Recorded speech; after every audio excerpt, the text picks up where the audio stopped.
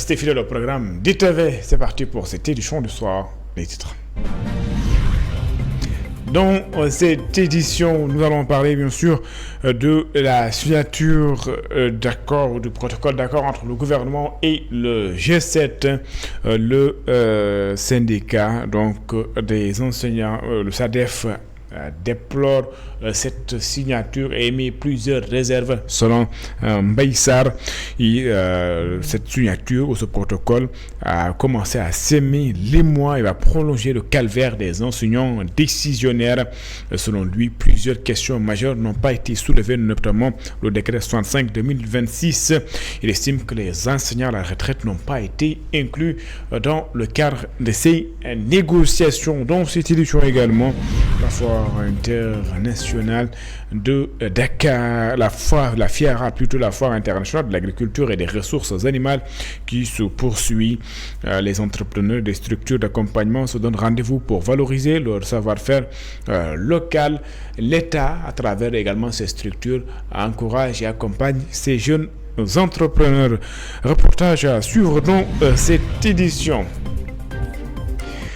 Le projet Gender Equality renforce les capacités des femmes membres du réseau des élus des collectivités territoriales sur la fiscalité locale. L'objectif est de voir comment ce système peut être beaucoup plus équitable et inclusif et permettre à ces femmes de pouvoir faire des plaidoyers. Voilà pour les titres. Le développement, c'est dans une poignée de secondes.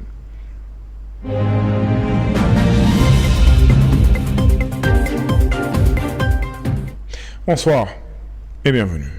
Le projet Gender Equality renforce les capacités des femmes membres du réseau des élus des collectivités territoriales sur la fiscalité locale. L'objectif est de voir comment ce système peut être beaucoup plus équitable et inclusif et permettre également à ces femmes de pouvoir faire des plaidoyers.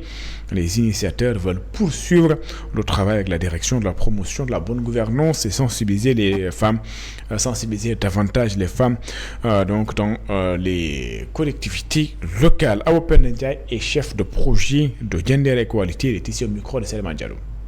En fait de cette rencontre, c'est de renforcer les capacités des femmes sur la fiscalité de base, mais aussi de leur permettre d'analyser le cadre fiscal sous le prisme du genre pour pouvoir rendre le système beaucoup plus équitable et beaucoup plus inclusif.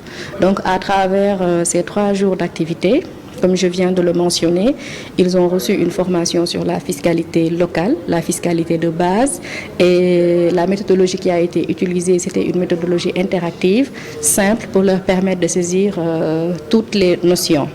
Donc ensuite, elles ont eu à analyser la politique fiscale sous le prisme du genre et enfin, elles ont constitué des plans d'action pour préparer un plaidoyer efficace au niveau des collectivités territoriales. J'ai été épatée par la qualité technique des femmes du réseau. C'est des femmes qui connaissent leur métier, qui savent aussi leur rôle et surtout qui connaissent l'importance de la fiscalité locale dans le cadre du financement des services au niveau de la localité. Et elles savent pertinemment que les femmes représentent un enjeu majeur dans la mesure où elles sont plus présentes dans les secteurs informels et il y a beaucoup de problématiques qui sont liées à elles. Et j'ai senti aussi à travers les recommandations qu'elles ont formulées que c'est à elles de prendre en charge ces questions-là, car si elles ne le font pas, personne ne le fera à leur place. Maintenant, le travail ne s'arrête pas là. Avec la direction de la promotion de la bonne gouvernance, en collaboration bien sûr avec la direction générale des impôts, de voir comment constituer des outils de plaidoyer efficaces, comment les disséminer et comment sensibiliser les différentes collectivités locales au niveau national. Assemblée générale consécutive du réseau des spécialistes de la commande publique. Plus de 500 membres ont décidé de se regrouper et de discuter sur les problématiques liées à la commande publique et au métier également de métier. Donc retenez qu'également ils veulent valoriser le métier. Le réseau entend mener plusieurs actions. Alioune Badara Dieye est membre du réseau des spécialistes de la commande publique. Il est ici au micro de Selma Diallo. Avant le RESCOP, il n'y avait pas une structure qui pouvait fédérer l'ensemble des membres des spécialistes. Donc c'est pour cela qu'en fait aujourd'hui le RESCOP a vu le jour. Discuter sur les problématiques liées à la commande publique, discuter également sur les problématiques liées au métier de spécialiste en commande publique. Voilà, donc là, le but, en fait, c'est de valoriser ce métier. Parce que, voilà, en fait, le constat qui est fait, le constat, la réalité est qu'en fait, il y a énormément de choses que nous, spécialistes, faisons. Parce que bon, vous pouvez voir des bâtiments, vous pouvez voir des réalisations, mais derrière ces réalisations, il y a des spécialistes. Voilà, qu'on ne connaît pas, qui ne se manifestent pas, mais qui dans l'ombre font un travail excellent, voilà, et qui donc gagneraient véritablement à être valorisés. Voilà, donc c'est ça en fait un des buts de la création de notre réseau. Voilà, donc qui était également candidate à la présidence à un certain moment. Voilà, bon, d'exister pour nous laisser en fait pour ensemble continuer à faire le travail. Le protocole d'accord signé entre le gouvernement et le G7 est une honte. Ce sont les mots du secrétaire général du syndicat autonome pour le développement de l'éducation et de la formation, Mbaye Sarr. Pour lui, ce protocole a commencé à semer les mois et va prolonger le calvaire des enseignants décisionnaires. Selon lui, plusieurs questions majeures n'ont pas été prises en compte dans le cadre de négociations, notamment le décret 65-2026. Il estime que les enseignants à la retraite n'ont pas été inclus. Mbaye Sarr est joint par Antoine Diouf.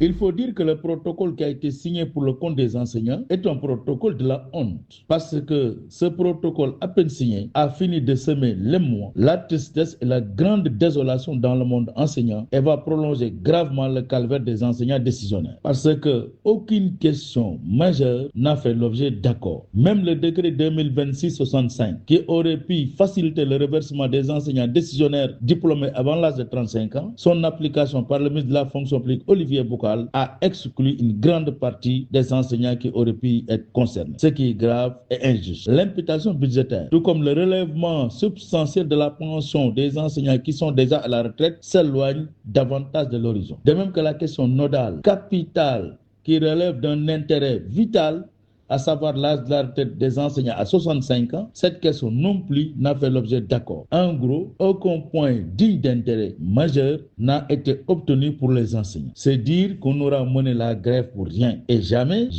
on a signé un protocole d'accord sur la base de promesses. Donc sur la base de perspectives. Les termes consacrés jusque-là pour un protocole d'accord restent accord ou désaccord. Mais jamais de perspective. En définitive, tout ça pour ça. Et voilà pourquoi le SADEF, encore une fois, reste plus que jamais déterminé aux côtés des enseignants pour mener le combat pour que l'équité et la justice sociale. À Dakar, la foire internationale de l'agriculture et des ressources animales se poursuit pour cette 26e édition. Entrepreneurs et structures d'accompagnement se donnent rendez-vous pour valoriser le savoir-faire local sur place. Immersion au cœur de cette fiara avec bien sûr Elisabeth Grastine et Nogaïdia. La foire internationale de l'agriculture et des ressources animales bat son plein sur place. Les structures étatiques qui accompagnent les entrepreneurs sont fortement mobilisées. Cette femme, présente à cette fiera avec l'appui de l'ADER, évolue dans la transformation du fonio, une plante aux nombreuses vertus, selon elle. Donc pourquoi le fonio ? Le fonio est la céréale la plus ancienne de l'Afrique de l'Ouest, particulièrement au Sénégal, au sud-est du Sénégal, mais méconnu du grand public. Il est reconnu pour ses vertus nutritives, sans gluten, avec un indice glycémique bas, ce qui fait qu'il est recommandé pour les personnes diabétiques, les personnes hypertendues, les personnes intolérantes au gluten, les personnes désireuses d'avoir une alimentation équilibrée, tout simplement. Cette femme transformatrice est présidente du GIE Gam Castor Minière, accompagnée par l'ADPME, évolue dans le secteur agroalimentaire. Elle se dit satisfaite de sa participation à la fiera. Nous transformons tout ce qui peut l'être ici, ainsi que des produits prêts à la consommation. Nous proposons également des emballages. La fiera, c'est une bonne initiative, même si les Sénégalais ont tendance à venir à la dernière minute. Les ventes se font progressivement.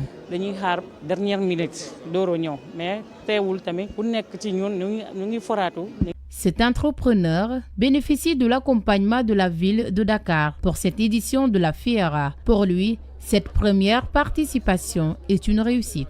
C'est café la yengu, café Touba lay defar J'évolue dans la production de café Touba. Nous faisons tout nous-mêmes, jusqu'à l'emballage. Ensuite, nous assurons la commercialisation. Nous disposons de 5 points de vente. Nous employons également des jeunes qui vendent nos produits sous forme liquide ou en... Ces structures étatiques, aux côtés de leurs bénéficiaires durant cette fiera, sont globalement bien appréciées. Le plaidoyer est fait pour le renforcement de ce soutien. La grève des transporteurs est loin derrière nous, mais pourtant, plusieurs polémiques également sont nées juste après cette grève, bien que le président de la République a contribué à décrisper la situation à travers des concertations avec les acteurs du secteur. En fait, interpelle, les usagers, principales victimes de cette crise, n'ont pas été associés aux négociations, une absence qui soulève des questions. Selon Ibrahim Ndong, expert en sécurité routière, il estime que la prise en charge complète, réelle de leurs préoccupations au cœur de ces décisions devait donc faire partie de cela. C'est une analyse donc de Ibrahim Ndongo, expert en transport et expert en sécurité routière. Je vous propose d'ailleurs de l'écouter des gens par Assanto. On s'en félicite de l'accord qui a été trouvé au palais. Mais est-ce qu'aujourd'hui, il y a un procès verbal d'accord? Est-ce qu'il y a un protocole d'accord? Est-ce qu'on a publié ce protocole-là entre le président de la République, à qui nous donnons tout le respect qui sied à son rang et à ses fonctions? Nous, les usagers, qui sommes les principales victimes de la route, nous n'avons pas été conviés à cette réunion. Les non-grévistes et idem. Aujourd'hui, parce que simplement, il fallait savoir si le président doit savoir aujourd'hui, à travers les sapeurs-pompiers, les statistiques des AVP, les accidents sur la voie publique. Aujourd'hui, le Sénégal, c'est 835 milliards que le Sénégal perd sur les externalités négatives du transport. 835 milliards par an. Je crois que le président de la République doit aussi se pencher sur ces facteurs-là. Parce que c'est aujourd'hui le client, l'usager, qui est le principal acteur. Aujourd'hui, on a fait des négociations, je peux dire entre guillemets, sur sa tête. Et ça, je crois qu'il faut y remédier. Le client, l'usager qui a payé, il a un contrat de transport, il doit être protégé. Ce qui est sur certain, il y a des points sur lesquels l'État peut faire des concessions. Sur d'autres, l'État n'y peut rien, absolument rien. Aujourd'hui, que ce soit Wargaïndé, que ce soit les vélotaxis, que ce soit les clandos, ça, on n'y peut rien. On n'y peut rien, l'État ne peut pas le régler. C'est-à-dire qu'on peut les aider et les encadrer et les organiser. Ça, c'est... Et puis parlons de ce problème. Retenez que le karaté ou la Ligue régionale de karaté de Dakar, qui avait initié d'ailleurs une pétition compte tenu de dénoncer le non-respect des textes qui régissent la fédération de karaté. Ses membres rappellent que le mandat du bureau fédéral est d'ailleurs arrivé à expiration depuis le 13 mars 2022. Il pointe également du doigt des démarches engagées auprès des autorités face à une compétition controversée à Guédiawaye. Ces derniers ont tenu à faire entendre leur voix. Je vous propose de suivre les explications de Moussa Diallo. Il est secrétaire général de la Ligue régionale de Dakar de karaté. Il est également le porte-parole des pétitionnaires de la fédération sénégalaise de karaté et discipline associée. Nous l'écoutons ici au micro de Cheikh Maguette Beye. Aujourd'hui, le bureau fédéral a terminé son mandat de 4 ans. Comme le stipule nos textes, depuis le 13 mars 2022, le bureau fédéral a été installé par Julbert Sidimbeng même, qui est l'actuel directeur des activités sportives. Ces textes dont je parle actuellement, c'est lui-même qui les défendait becs et ongles pour les faire passer. Ce sont ces textes qui nous ont permis de pétitionner contre la fédération. Et ce sont ces mêmes textes qui disent que le mandat fédéral est épuisé depuis le 13 mars 2026. Et actuellement, on peine à faire respecter ces textes. Nous, en tant que collectif des pétitionnaires, on ne veut pas du tout faire ce que la loi nous interdit. Du coup, nous avons saisi le ministre à travers un courrier. Nous avons saisi aussi la préfecture de Guédiawaye parce que le lieu où doit se tenir la compétition se déroule ici à Guédiawaye. Aujourd'hui, on voulait que coûte que coûte, cette compétition n'ait pas lieu. Parce qu'on s'était rassemblés ici pour dire que non à cette forfaiture. La compétition a été autorisée par l'autorité. On a décidé de faire un recul pour faire respecter cet arrêté-là. Tout ce qu'on veut, c'est que ces textes-là, dont je viens tout juste de parler, que ces textes soient respectés à la lettre. Le président Macky Sall avait décidé de prolonger son mandat jusqu'au mois de décembre. Qu'est-ce qui s'était passé? Il y a eu des échauffourées un peu partout dans Dakar. Et aujourd'hui, les tenants du pouvoir ont bénéficié de cette bataille-là pour accéder à la magistrature suprême. Et pourquoi ils ne peuvent pas respecter ces textes-là? C'est la fin de cette édition. Merci de l'avoir suivi. Excellent suite de programme sur les antennes d'ITV. Au revoir.